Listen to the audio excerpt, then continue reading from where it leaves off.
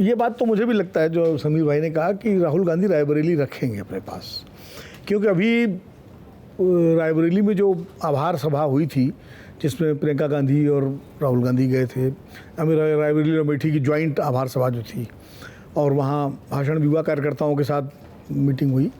उसके बाद राहुल गांधी ने किशोरीलाल शर्मा जी को, जो अमेठी के सांसद हैं, उनको जिम्मेदारी दी कि अब मैं जा रहा हूँ वायनाड, जो वायनाड गए, और आप 2 दिन जो है दोनों संसदीय क्षेत्र घूमिए और सारे कार्यकर्ताओं से मिलिए और सबको आश्वस्त करिए कि सब मतलब धन्यवाद कीजिए, सहयोग कीजिए, और आपको जो है रायबरेली भी साथ साथ उसी तरह देखना है जैसे आप अमेठी देखेंगे। यानी राहुल गांधी इसका मतलब रायबरेली रखेंगे अपने पास, और किशोरीलाल शर्मा उनके प्रतिनिधि के रूप में रायबरेली के कार्यकर्ताओं को देखेंगे। क्योंकि राहुल गांधी के पास जाहिर है जब वो राष्ट्रीय राजनीति करेंगे तो उतना समय नहीं होगा जितना कि एक सांसद को होता है, तो आना जाना तो रहेगा ही। दूसरा, बहुत मुश्किल से राहुल गांधी को दोबारा उत्तर प्रदेश में पैर जमाने का मौका मिला है और अच्छे खासे नंबर से मिला है, तो वो इस अवसर को छोड़ना नहीं चाहिए, क्योंकि यूपी उनके मतलब अमेठी हारने के बाद जिस तरह वो चले गए थे केरल, तो बड़ा उन पर आरोप लगा और ये हुआ उत्तर प्रदेश छोड़ दिया, उत्तर प्रदेश। तो मुझे नहीं लगता कि वो उत्तर प्रदेश को छोड़ेंगे, वो रायबरेली रखेंगे। फिर अखिलेश यादव के साथ जो उनकी केमिस्ट्री बनी है इस समय, और जिस तरह समाजवादी पार्टी और कांग्रेस पार्टी ने मिलजुल करके उत्तर प्रदेश विधानसभा चुनाव लड़ने की लगभग अघोषित तैयारी शुरू कर दी है। खबर है कि अभी जल्दी ही जो है एक ज्वाइंट यात्रा निकाली जाएगी पूरे प्रदेश में, और जहाँ जहाँ खासकर पार्टी जीती है वहाँ पर, अयोध्या भी उसमें शामिल है, कि आभार प्रकट, उसमें अखिलेश भी होंगे और राहुल जी भी होंगे और कार्यकर्ता, हाँ, इंडिया गठबंधन की तरफ से। तो ये सब, इसका मतलब राहुल गांधी रायबरेली रखेंगे। प्रियंका की जहाँ तक बात है कि वायनाड छोड़ेंगे राहुल गांधी, तो निश्चित रूप से एक बड़ा इमोशनल शॉक लगेगा केरल के लोगों को और वायनाड के लोगों को। उस इमोशनल शॉक की भरपाई तभी हो सकती है जब प्रियंका गांधी वहाँ से चुनाव लड़ें। आप किसी स्थानीय कार्यकर्ता को दे देंगे, भले चुनाव जीत जाए वो, लेकिन वो इमोशनल शॉक जो है, और खासकर सेंटिमेंटल बहुत हैं दक्षिण भारत के लोग, भावुक हैं। दक्षिण भारत ही वो इलाका है जहाँ से इंदिरा गांधी इमरजेंसी के बाद भी कांग्रेस पार्टी ने स्वीप किया था दक्षिण भारत से, तो इसलिए वहाँ का जो भावनात्मक, सोनिया गांधी भी बेल्लारी से चुनाव जीती थी, भावना, इंदिरा गांधी मेडक से चुनाव चिकमंगलूर से जीती थी, तो भावनात्मक जो लगाव है उसको बनाए रखने के लिए ज़रूरी है कि प्रियंका गांधी को वहाँ से चुनाव लड़ाया जाए। और प्रियंका गांधी का चुनाव लड़ेंगी, एमपी बन जाएंगी। परिवारवाद की जहाँ तक बात है, वो आरोप इतना ज़्यादा पुराना हो चुका है कांग्रेस के ऊपर कि अब उसका कोई बहुत ज़्यादा असर होता नहीं है।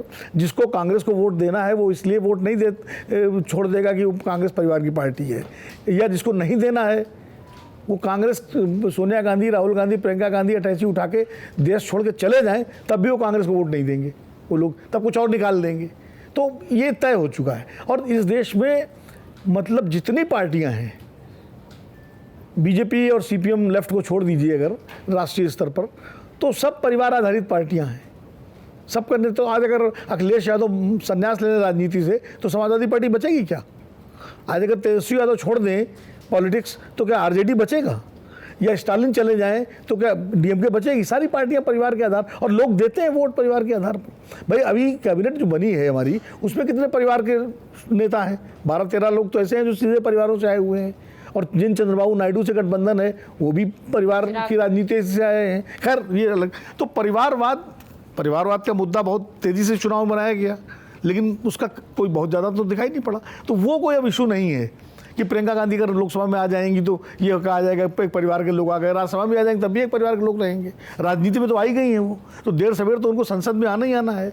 तो मुझे लगता है कि ये वायनाड एक बेहतर हो सकता है। वायनाड से जीतने के बाद वो तो पूरे देश की नेता हो गई है कांग्रेस पार्टी में, जैसे राहुल गांधी हैं। तो अच्छा, उत्तर प्रदेश के प्रभार जहाँ तक बात है, मुझे नहीं लगता कि उत्तर प्रदेश से प्रभार वो देखेंगी। एक बार प्रभार देख करके उत्तर प्रदेश पूरी ताकत लगा के वो दुर्गति हो चुकी है कांग्रेस की वहाँ पर कि 2% वोट और 2 सीटें पूरी। उसके बाद तो ऐसी स्थिति में अब जब कांग्रेस को अगला चुनाव समाजवादी पार्टी के साथ मिलकर लड़ना है, और जाहिर हो बी टीम बन के ही लड़ेगी, तो प्रियंका गांधी क्यों बी टीम के लिए देखेंगी? उसके लिए कोई अविनाश पांडे या कोई और ऐसा ही व्यक्ति चाहिए होगा।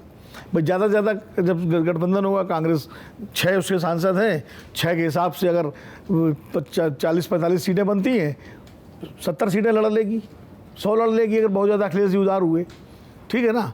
तो उसके लिए प्रियंका गांधी की कोई ज़रूरत नहीं। प्रियंका गांधी तो तभी है जब कांग्रेस पार्टी उत्तर प्रदेश को पूरे अपने अकेले दम पर लड़े, और अभी निकट भविष्य मुझे लगता नहीं है कि कांग्रेस अकेले उत्तर प्रदेश चुनाव लड़ने की सोचेगी।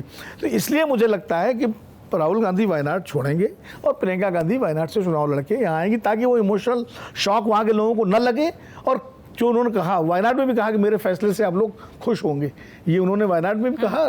तो इसका मतलब कहीं ना कहीं प्रियंका, और जब प्रियंका लड़ेंगी वहाँ से तो वो इमोशनल शॉक वाली बात स्थिति नहीं होगी, क्योंकि वो फिर परिवार की ही सीट हो जाएगी। ये मेरा अपना विश्लेषण है। रह गया, मैं चाहती हूँ हाँ या नहीं, विपक्ष नेता, विपक्ष या नहीं। देखिए नेता विपक्ष यहाँ तक बात है, कांग्रेस पार्टी अभी परसों जयराम रमेश ने एक रात्रि भोज दिया था, उसमें मैं भी किया था, और उसमें राहुल गांधी भी आए थे। तो ये सवाल उनसे पूछा गया था, तो जाहिर है नेताओं की तरह उन्होंने अब तो बहुत परिपक्व हो गए हैं संवाददाताओं के सवालों का सामना करने में। तो उन्होंने तुरंत कहा कि नहीं, अब इस पर जब मैं फैसला लूँगा तो आपको तुरंत सूचित कर दूँगा।